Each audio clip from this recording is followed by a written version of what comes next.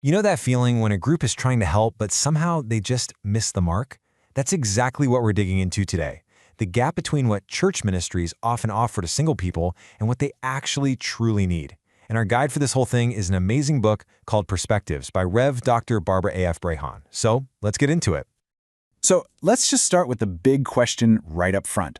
What do singles really want from church? It sounds simple, right? But the answer, well, it's way more complex and personal than a lot of people think. And here's the thing, the answer is almost never what we think it is. Even with the best intentions in the world, a lot of churches are running on these old assumptions about what it means to be single. And honestly, that's where the disconnect really begins. Which means our first job is to get beyond all those stereotypes. Okay, so at the heart of it all is this massive disconnect. When ministries lean on stereotypes, you know the ones, their programs can start to feel really shallow or just completely irrelevant. And what happens then? The real needs, the actual desires of single individuals, they just go unheard.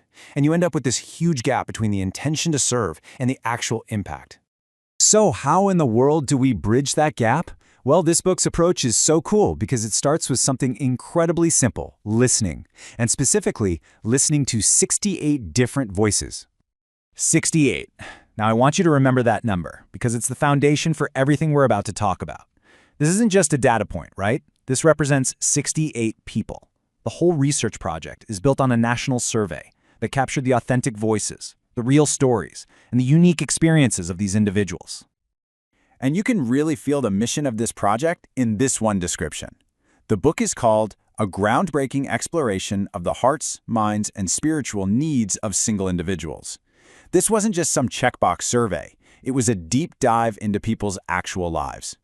So the goal of the survey? It was simple, but so profound. It was all about revealing the real hopes, the frustrations, the unmet needs, and the faith journeys of single people.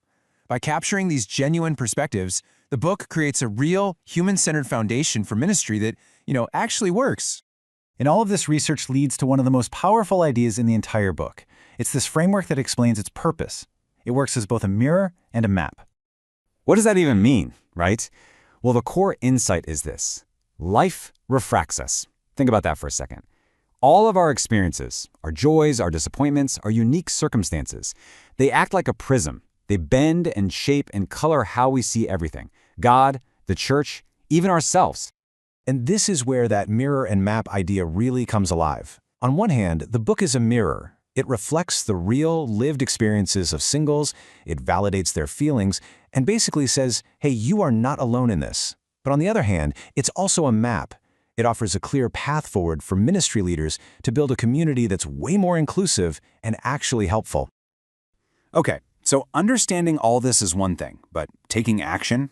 That's the whole point. And that brings us to the book's very clear call to action, how we turn these insights into real, tangible impact. And it breaks down into 3 parts. First, for singles themselves, the call is to find your own validation and inspiration in knowing others share your story.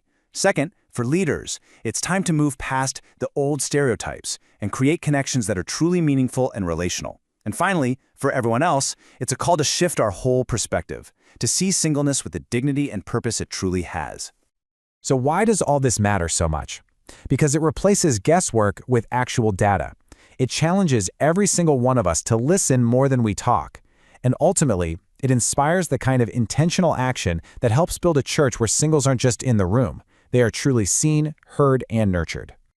And that really brings us to the final crucial question that this whole book leaves us with. And it's not just for pastors or leaders, it's for all of us. How can we create sacred spaces where every single voice is heard and every single life is valued? That's the real challenge, and it's also the real opportunity.